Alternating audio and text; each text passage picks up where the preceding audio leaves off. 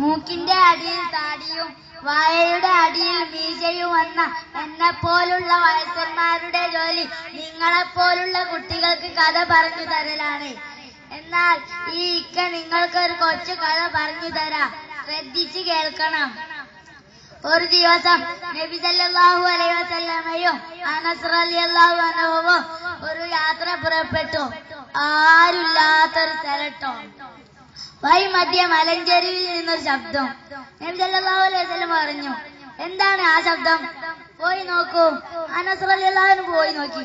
അപ്പോൾ അവിടെ ഒരാൾ, അയാൾ ഇപ്രകാരം പ്രാർത്ഥിക്കുന്നു: അല്ലാഹുവേ, പ്രാർത്ഥനകൾ കൂടുതൽ സ്വീകാര്യപ്പെടുന്ന, കാരുണ്യം കൊണ്ട് അനുഗ്രഹീതമായ, പാപമോചനം കൊണ്ട് സന്തോഷാർത്ഥം അറിയിക്കപ്പെട്ട മുഹമ്മദ് നബി സല്ലല്ലാഹു അലൈഹി വസല്ലമയുടെ ഉമ്മത്തിൽ എന്നെയും നീ ഉൾപ്പെടുത്തണമേ. ഈ വിവരം അനസ് റളിയല്ലാഹു അൻഹു ഉടൻ തന്നെ നബി സല്ലല്ലാഹു അലൈഹി വസല്ലമയെ അറിയിച്ചു. നബി സല്ലല്ലാഹു അലൈഹി വസല്ലം പറഞ്ഞു, അനസേ, നീ ഒന്നും കൂടി പോകണം.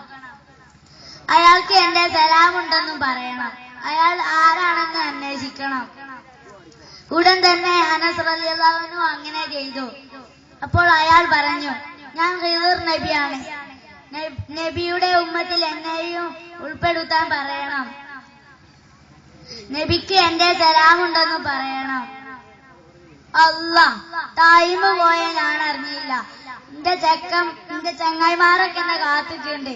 എന്നാ ഞാൻ എന്റെ ഈ കൊച്ചു പ്രസംഗം നിർത്താട്ടോ. നബി സല്ലല്ലാഹു അലൈഹി വസല്ലമയുടെ ഉമ്മത്തിങ്ങളിൽ നമ്മയും ഉൾപ്പെടുത്തട്ടെ എന്ന് പ്രാർത്ഥിച്ചുകൊണ്ട് ഞാൻ ഈ കൊച്ചു പ്രസംഗം നിർത്തുന്നു. കൊച്ചു കഥ നിർത്തുന്നു. അസ്സലാമു അലൈക്കും.